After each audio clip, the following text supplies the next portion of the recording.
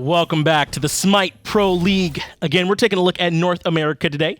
Finch here, and I have my twin, apparently, Agro, right here with me. Hey, it's me. Nice outfit, by the way. I like it. I picked it out first. Really?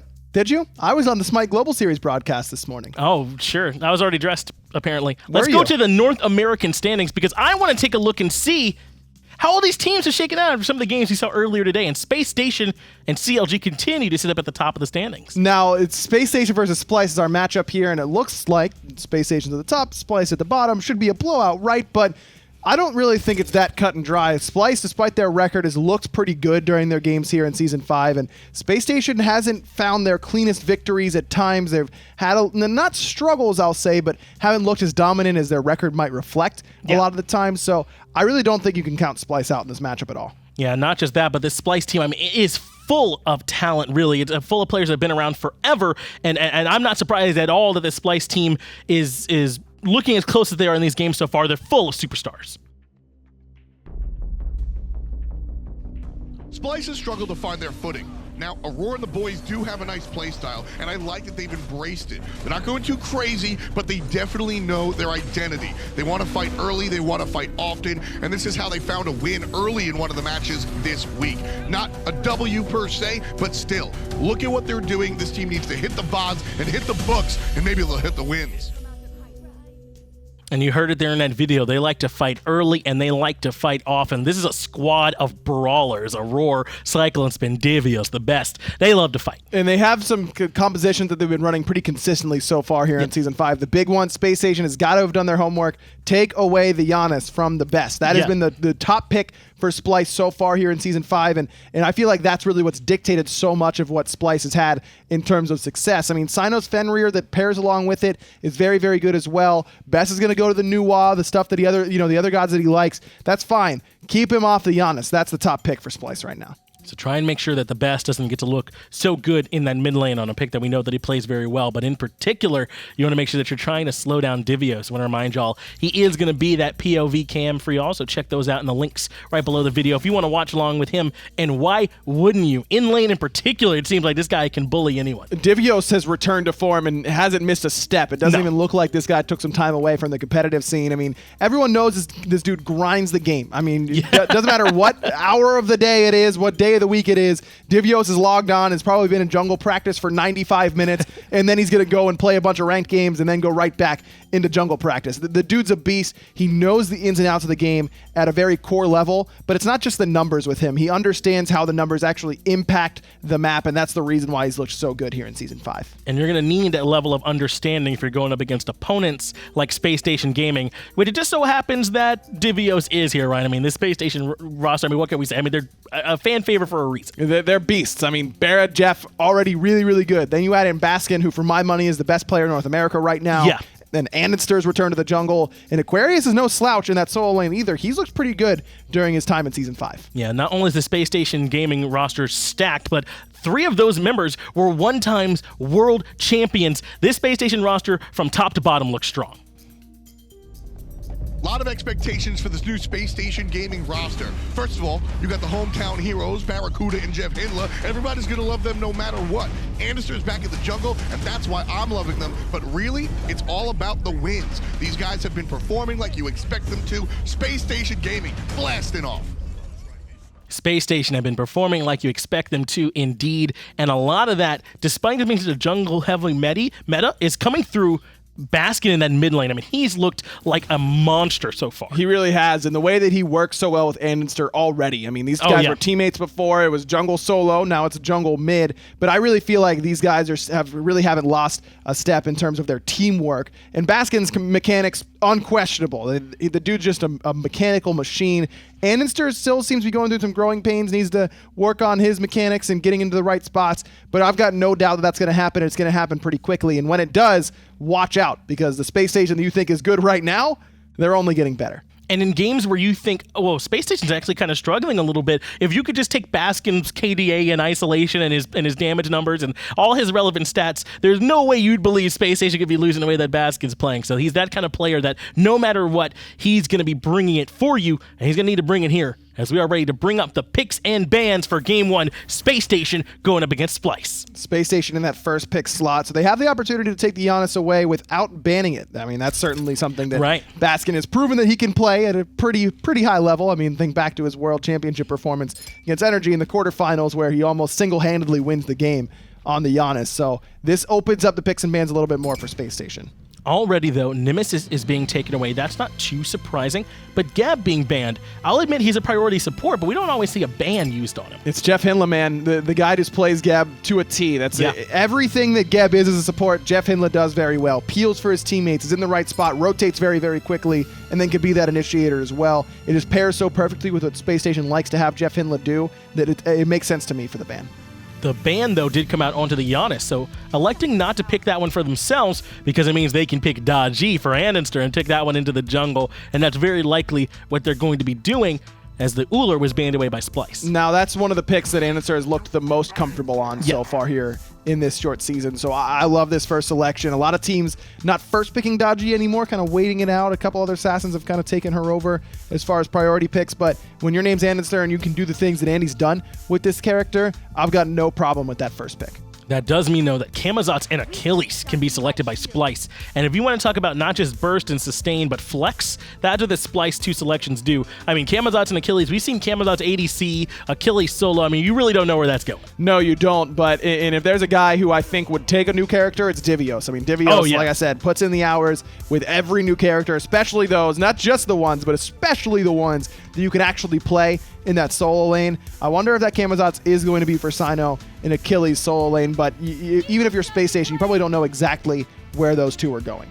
Athena Thoth going to be the next selections for SpaceStation. Going to be the support and mid, respectively. And talk about just inbuilt synergy. I mean, Athena taunts you, and then Final Judgment smacks you. That sounds like a combo you don't want to be a part of. I mean, as true as my spiel was about JeffHindla and Geb, the same can be said for JeffHindla and Athena. I mean, the guy is just a beast on Athena. He's been playing it since she came out and has always been one of the premier Athena players in the league. And then you set up, as you mentioned, for a guy like Baskin on a god like Thoth. Yikes. Yeah, there's a lot of time where Baskin's getting no setup and looks like he knows exactly where everyone is all the time. So imagine with that Athena taunt, it's only going to get worse. But in response, Nuwa going to be selected, likely going to be going for best, even though we have seen some Nuwa ADC. And you want to talk about how well those abilities are when they hit, you can't miss the Nuwa ult. That's hitting every time. You sure can. Aegis might save you a little bit, but when it comes to the late game, that Nuwa is going to be very hard to deal with. The problem that I'm having already with Splyce's draft is that they have to get there. And the RDO kind of mitigates that a little bit, brings some early pressure, brings some early team fight ability.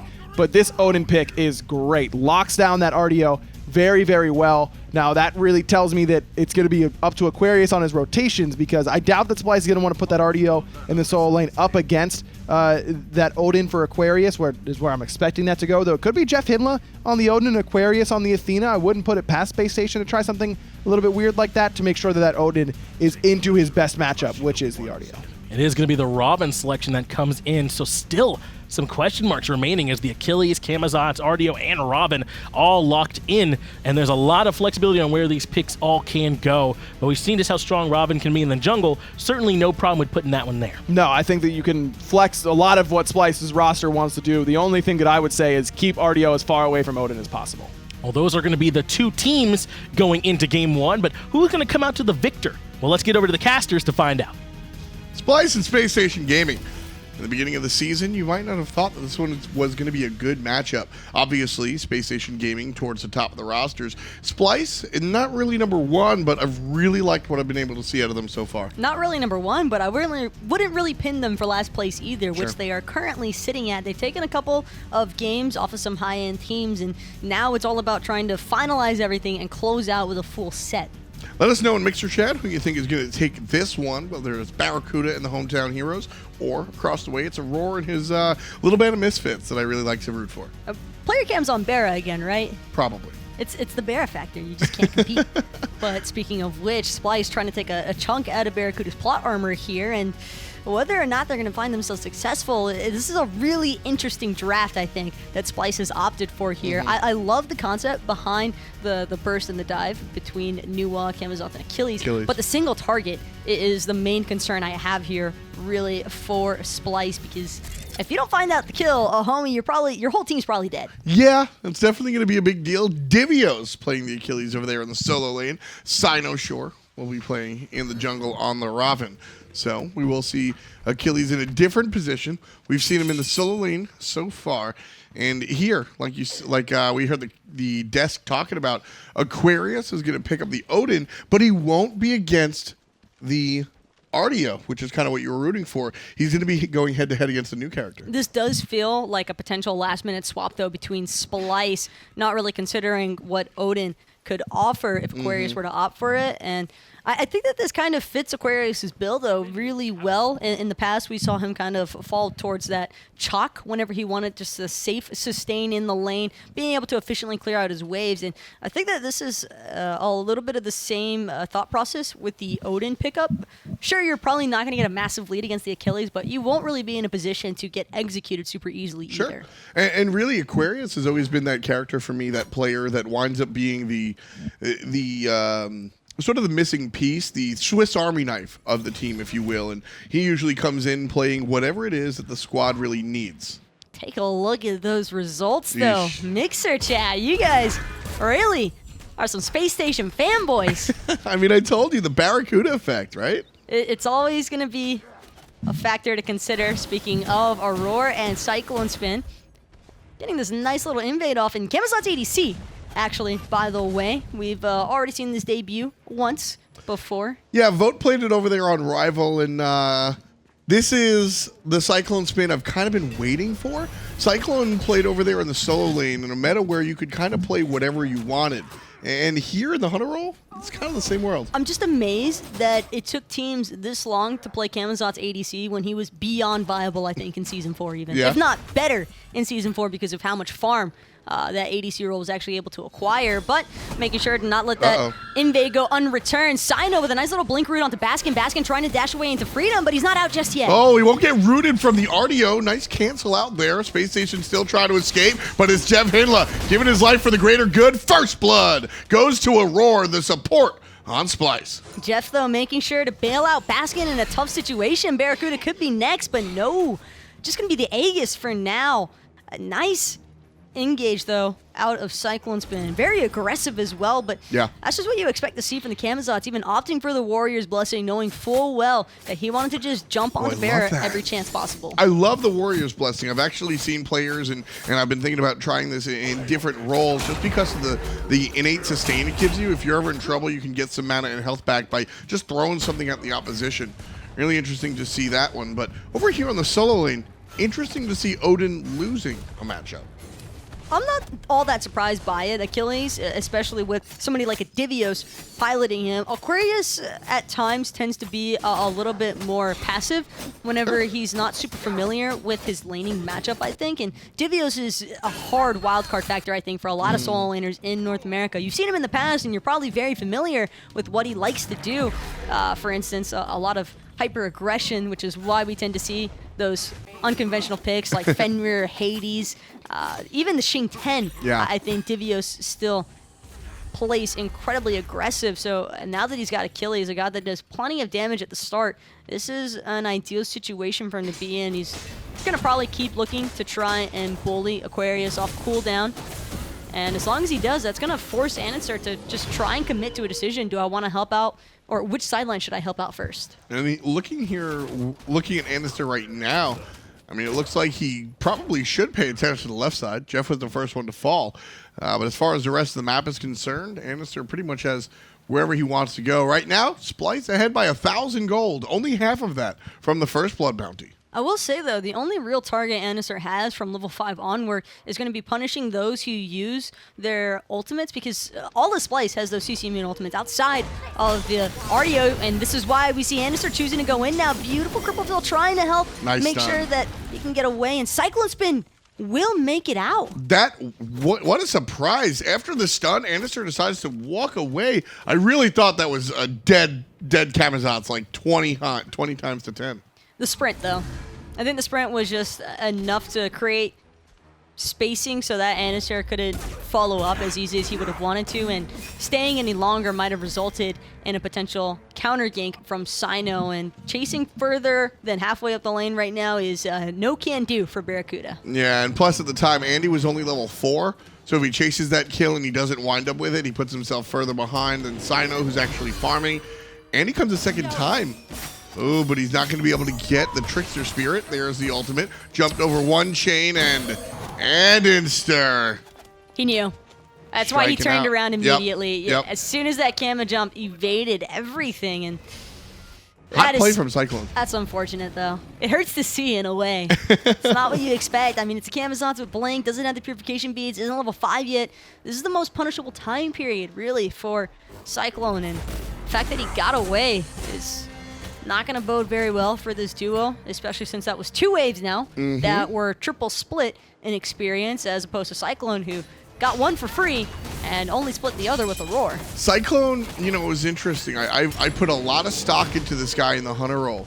Going back to the off-season, we had, Divios testing the waters, looking for the invade here. You know, the enemy blue buff at the very least. And here comes Cyno looking for Andy. Doesn't have the ultimate. And so Andy's just toast.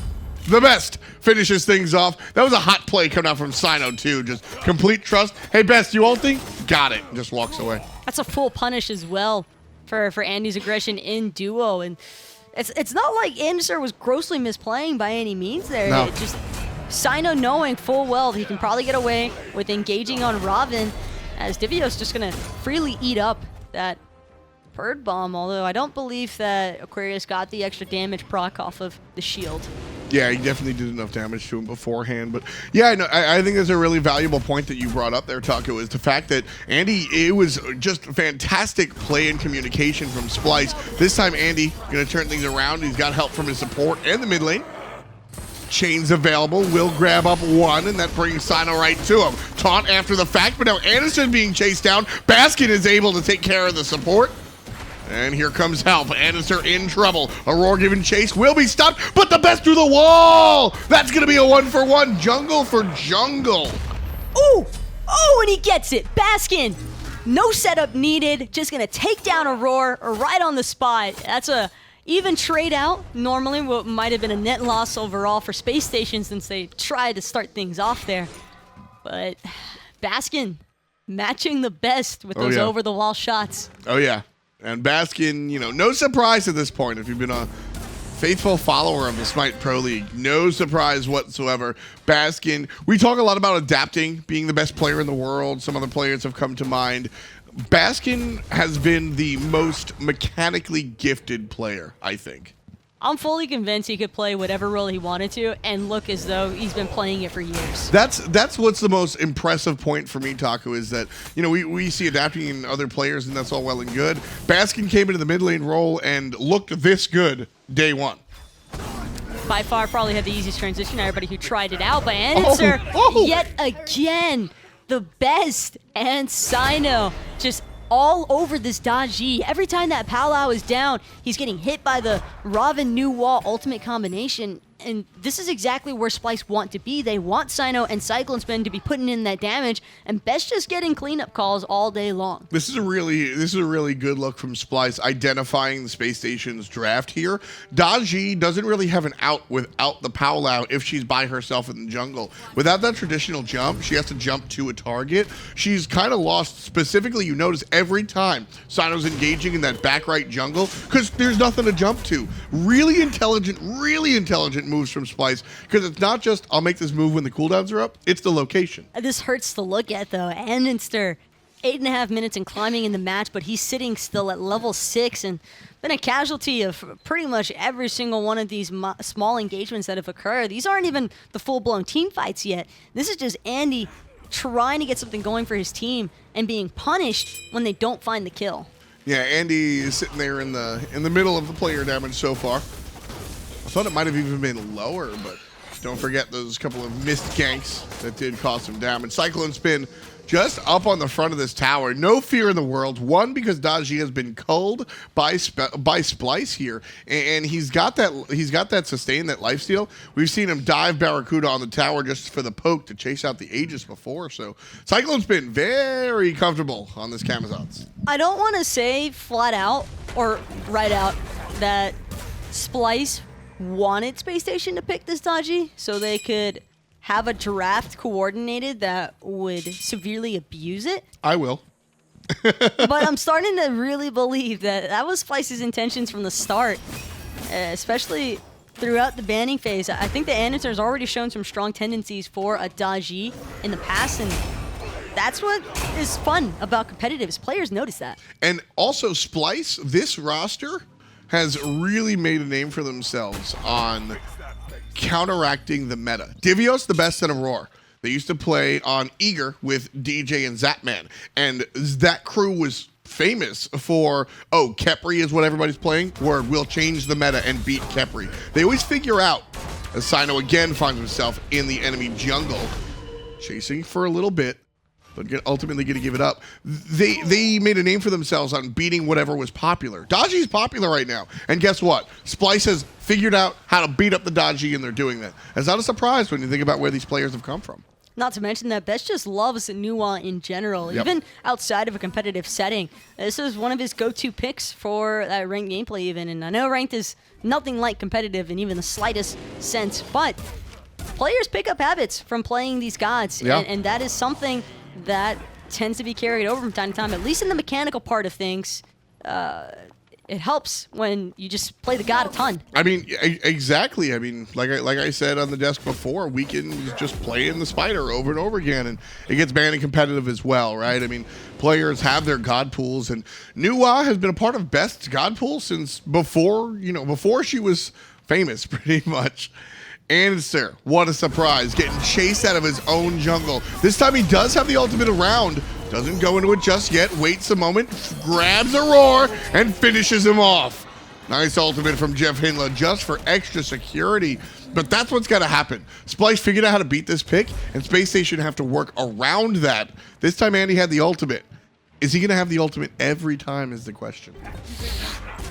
I wouldn't be surprised to see Andy start taking this as more of a mind game as opposed to just a raw mechanical skill level aspect, because between Andy and Cyno, they both went for the blink first active. Neither of them are level 12 yet, although Cyno's probably going to hit it before Andy just because he's had a little bit more farm than Andy. He's successfully invaded multiple times on the blue buff, and Divios is going to make this probably the third round, I believe, of trying to invade. And this is Baskin, who doesn't care at all because he's going to solo the best right underneath his T1 tower, and Cyno can't even punish him for it, probably. Easy. Cyno is going to look for the punishment.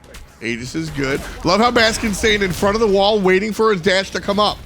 Nails it, and he's safely far away. Really interesting spot right there. But Aquarius going to deal with Divios one more time. Divios finds himself in the enemy jungle. Not this time. And these are the small little ganks where you got to remember who you're playing against if you're Splyce. And I love the confidence that they're trying to continue throughout the match, but know your fights and know when to take them. Yeah, for sure. Divios has been routinely invading there, but there was the jungle as well. There was 2-on-1.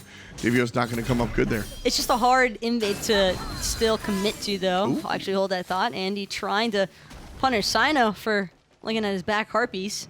And Cyno's going to get away for the moment, but... Thanks to Aror. Exactly, and that's the important thing to keep in mind, is that this is a chase that I don't think Andy's even done with just yet. Auror's still sticking around, just trying to make sure for extra precaution. Is BaRRa now gonna look to take out Cyclone, but Cyclone gets the blink off, hovering just long enough.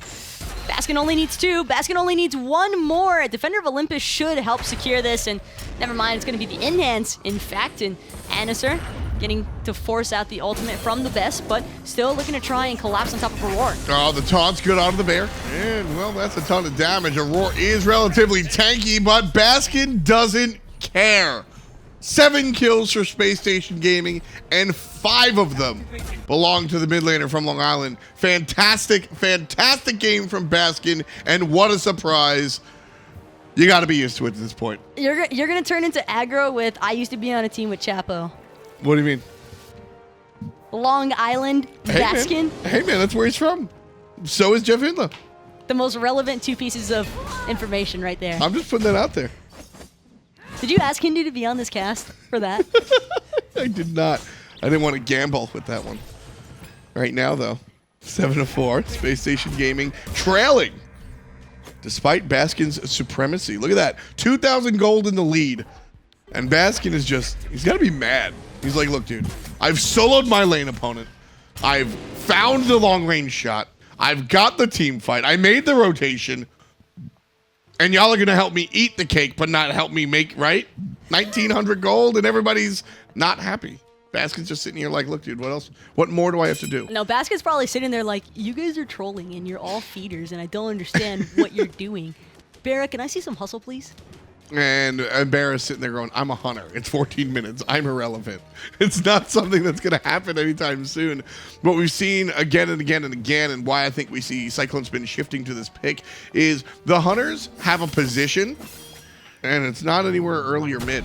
See a lot of the late game characters coming out in that spot. Divios forces the ultimate out. He'll use his ult, but I think we've established that dodgy ult is a little bit more important than anything else. The dodgy ult is definitely important for andinster survivability. Oh, he'll buy beads now. Good job. And that's exactly why I think he backed immediately. Didn't even bother trying to look around to share that next wave that was coming in with Baskin. Would much rather let his mid acquire that solo farm. And for good reason, Baskin's been utilizing it pretty effectively. And I'd say so. I think this is one of the first times as well where I've really noticed that Andy hasn't tried to assist the mid lane nearly as much as how he's tried to help his mid laners in the past. And I think that's simply because he doesn't have to. Baskin can swim by himself. There's no reason to be floaties. So Andy not going to take away from that. I mean, yeah, feed him, right? Pyromancer here, right-hand side. SpaceStation Gaming have no idea this is going on. Yeah, this is a very small objective, but if it's free, hell, I'll take anything for free. That ult from Best as well, just to make sure that SpaceStation weren't setting up in position to possibly collapse on top of Splyce. And that whenever as the opposition, SpaceStation Gaming sitting there, the new ult goes off and you go, oh no. We lost something. Oh no, where are they? And then you just listen. Which sound will we hear? Okay, it's just the Pyromancer. Thank God. It's not gold or even fire, right? Like, it's the alarm before the alarm. No alarm jokes, Taco. You said no alarm joke, so I'm not going with it right So now. you're just not going to say anything? At least not right now until I see Baskin take out 3/4 of Best health. And Baskin is nice gonna answer have to back, watch though. his Jeff. Yeah, Jeff just got destroyed there. Yeah, and that's the damage that Nuwa brings in this mid to late game. That burst, everybody always talks about the ultimate, but the burst she brings is tough.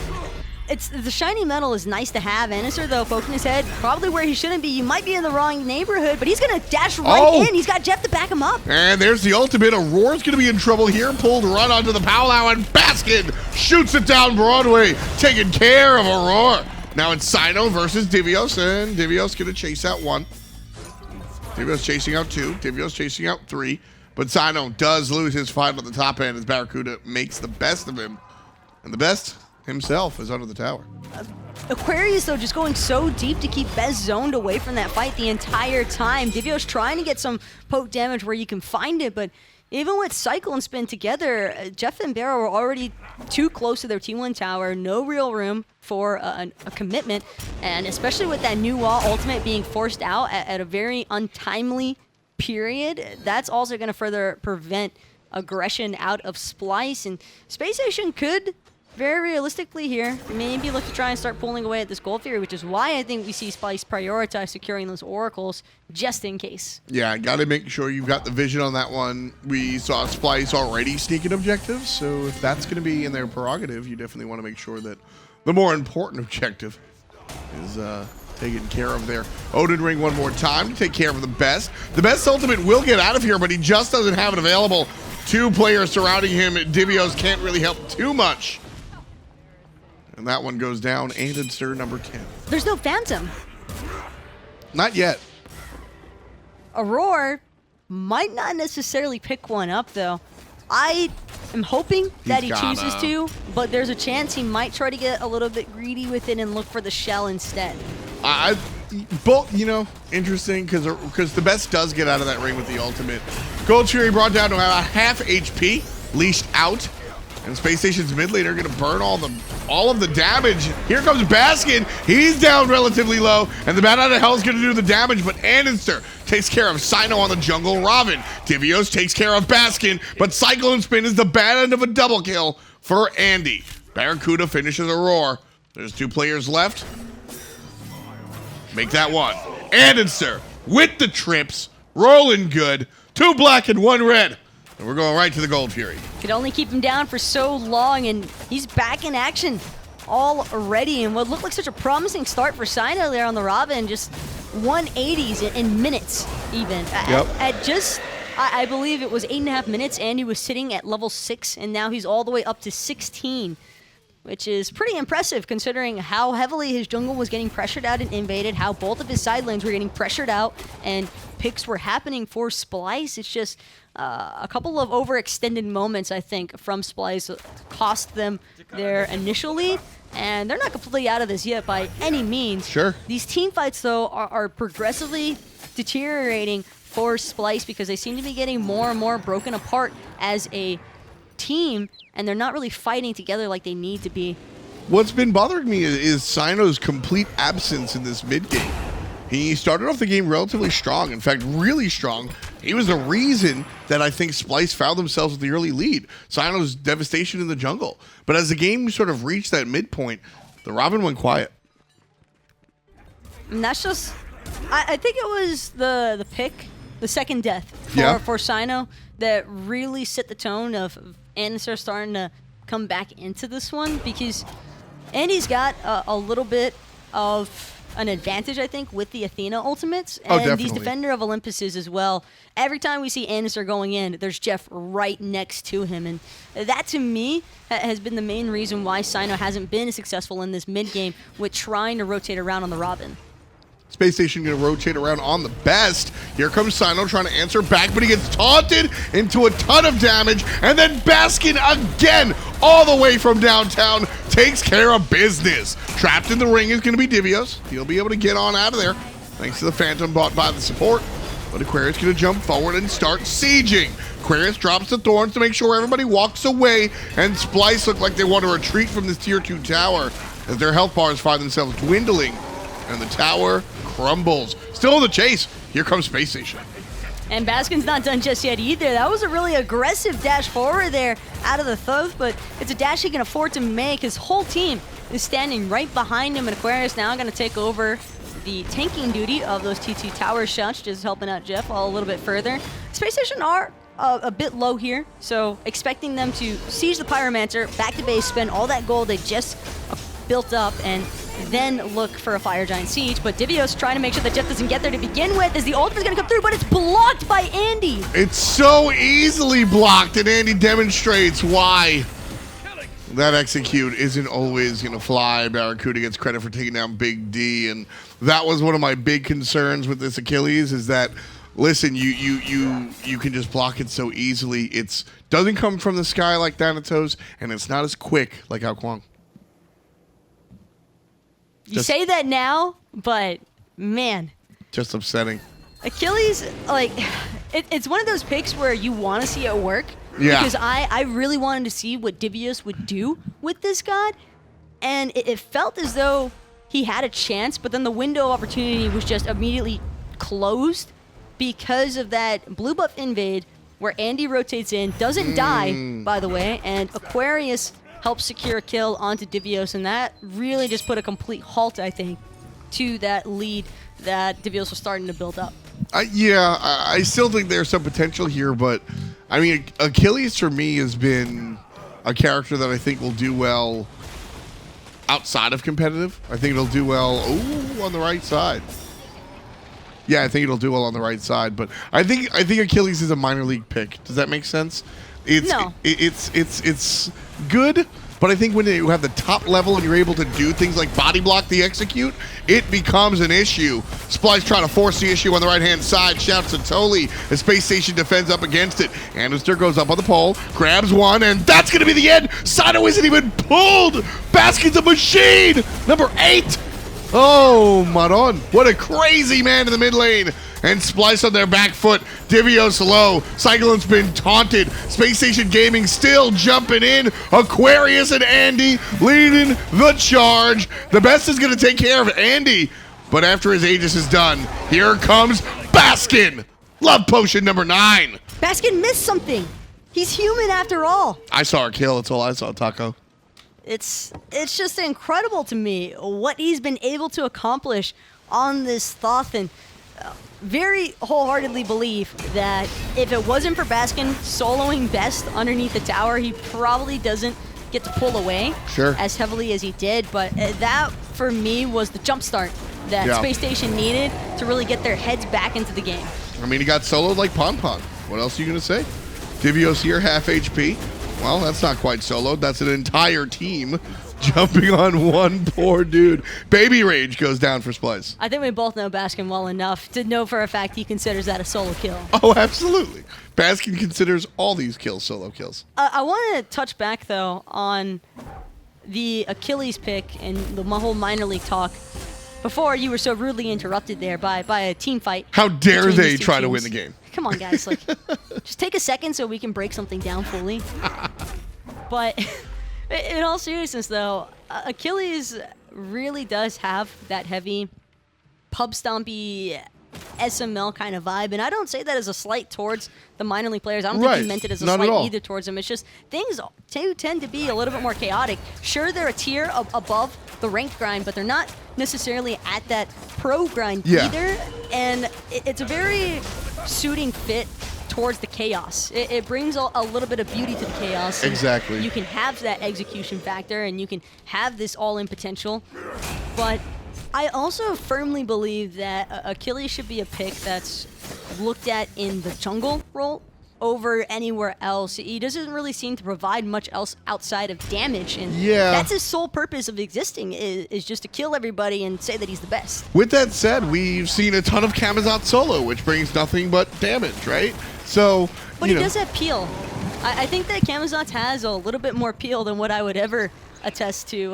Like self-peel with the ultimate, I guess? Self-peel and also just like general team peel. That's slow on the Vampiric Bats, especially since a lot of Camazotzes tend to have, the shield, the glass shield as well is a really important item. And it's the general cooldown reduction as well. But for Achilles here, Divios does have a little bit of that. He's building into what might be a Discord. Speaking of which, he's going to blink right into everybody in SpaceStation. Take a ton of damage. Baskin cancels the ultimate this time.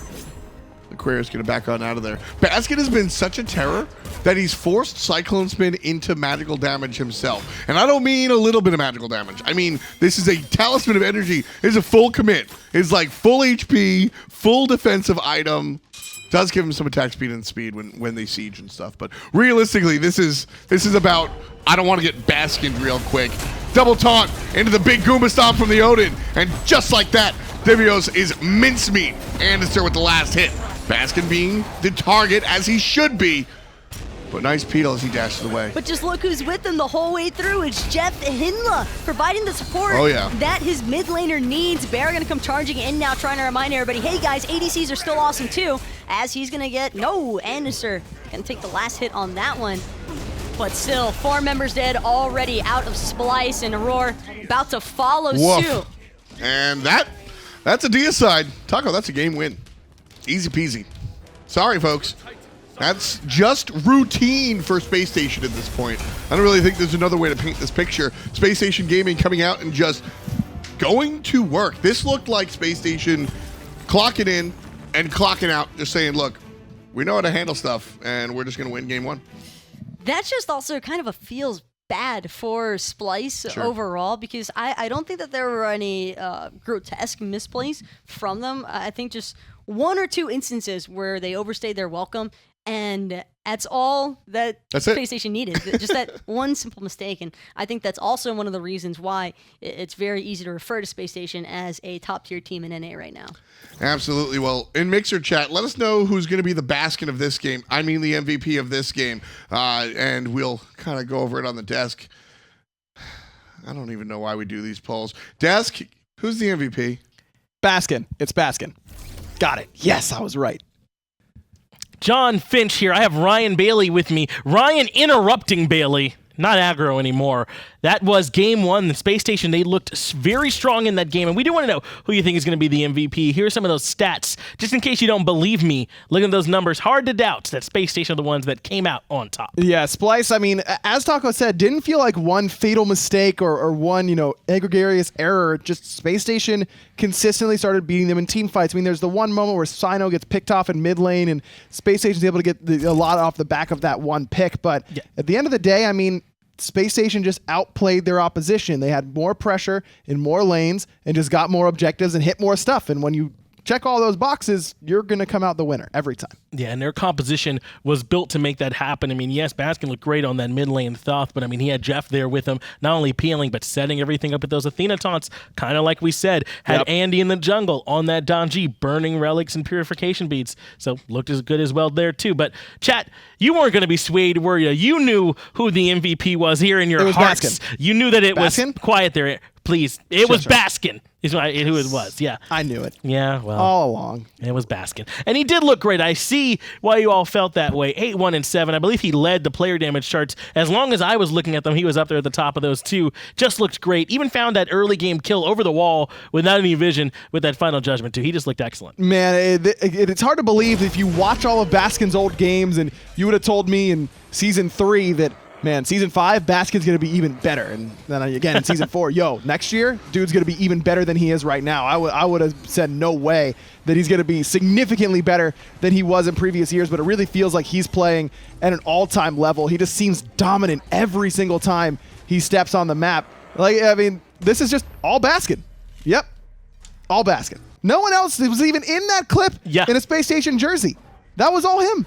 And that's what we were saying. I mean, he had tons of setup from JeffHindla this game as well. But what do you mean? He was zoning him towards the defender, towards the in-hand. Yeah, well, he knew what he was doing. And classic Baskin actually makes sure that he gets that last hit instead of letting Jeff get one for him. That was perfect. You saw it. Camazotz was trying to get away, and he said, no, you can't go that way or that way. Stay right here in the middle where I want you. Oh, perfect. It was perfect. 200 IQ. Yep.